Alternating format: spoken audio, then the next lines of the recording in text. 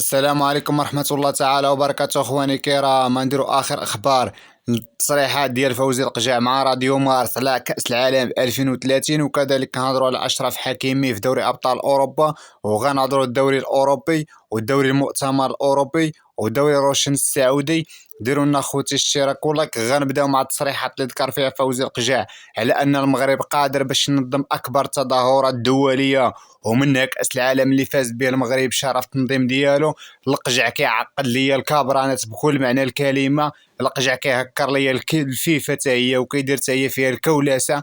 ما شاء الله تبارك الله. هذا الرجل هذا من اللي عينه الملك محمد السادس نصر الله كيدير خدمه كبيره في البلاد، وكنشكروه بصراحه فوزي القجع اللي كيدير خدمه في المستوى العالي. وذكر على ان فوزي القجع نهار 18 اكتوبر في هذا الشهر هذا على ان المغرب كذلك واسبانيا والبرتغال غادي يهضروا على الماتشات اللي غيقسموا بين البلدان. مازال ما كاين حتى شي حاجه لحد الساعه. وذكر على ان النهائي كاس العالم غيتلعب هنا في المغرب وفي مدينه الدار البيضاء في الملعب الجديد اللي غيكون ان شاء الله، وكنتمناو له ان شاء الله التوفيق في المهام ديالو. بالنسبه لاشرف حكيمي، كيلعبوا البارح مع فريق باريس سان جيرمان وكيخسروا امام نيوكاسل بربعه الاهداف مقابل هدف واحد. ما تأتناش الوقت باش نهضروا على اشرف حكيمي كما شفنا مباراه كارثيه لباريس سان جيرمان، وكنتمناو ان شاء الله اشرف حكيمي يعودوا في المباريات القادمه. ما شاء الله تبارك الله. نايف اكرد كيواصل التألق ديالو مع فريق ويست هام الانجليزي، وكما شفنا نايف اكرد كيهدي الفوز لفريق ويست هام في الدوري الاوروبي. ما شاء الله تبارك الله. نايف اكرد كيسجل هدف الفوز الفريق ديالو ويست هام بعد ما كانوا رابحين ولاو تعادلوا هدف مقابل هدف، كيسجل هدف. والتقييم ديالو في المباراه كان هو 8.1. طارق تيسودالي كيقود الفريق ديالو للفوز بهدفين لصفر في دوري المؤتمر الاوروبي. كيتالق طارق تيسودالي بعد ما عيط عليه والد الركراكي في اللائحه ديال المنتخب اللي غتواجه الكوت ديفوار كذلك وليبيريا. كيتالق في هذه المباراه هذه في دوري المؤتمر الاوروبي وكيسجل ثنائيه، سجل هدف وسجل كذلك هدف من ركله الجزاء. كنتمناو له ان شاء الله التوفيق، والتقييم ديالو خدا اعلى تقييم كان هو 9.2. بالنسبه لثنائي اولمبيك مارسيليا كل من عز الدين اناحي وكذلك امين حارس اللي لعب 90 دقيقه ما شاء الله تبارك الله.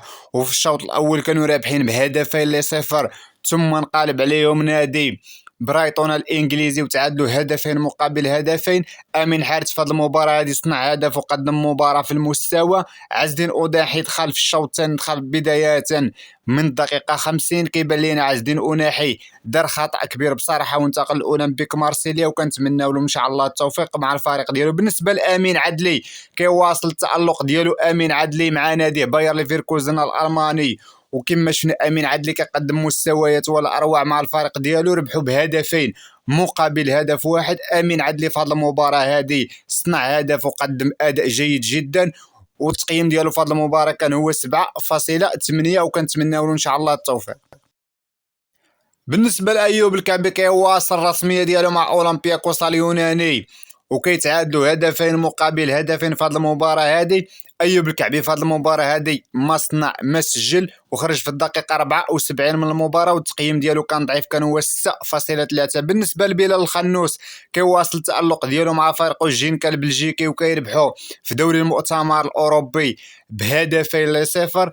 لعب مباراة ما شاء الله تبارك الله، والتقييم ديالو كان هو 7.6. بالنسبة لعبد الصمد الزنزولي فريق ريال بيتيس الاسباني كيربحوا بهدفين مقابل هدف واحد. عبد الصمد الزنزولي لعب 45 دقيقة. بالنسبة لابراهيم صالح كذلك حتى هو خسروا الفريق ديالو بهدف لصفر، وكنتمناو له التوفيق. بالنسبة لنور الدين امرابط الاسطورة اللي كيلعب المباراة ديالو مع ايك اتينا، وكيتعادلوا هدف مقابل هدف مع نادي اياكس امستردام، وصنع هدف التعادل الفارق ديالو، وكنتمناو له ان شاء الله التوفيق. والتقييم ديالو كان هو 7.6.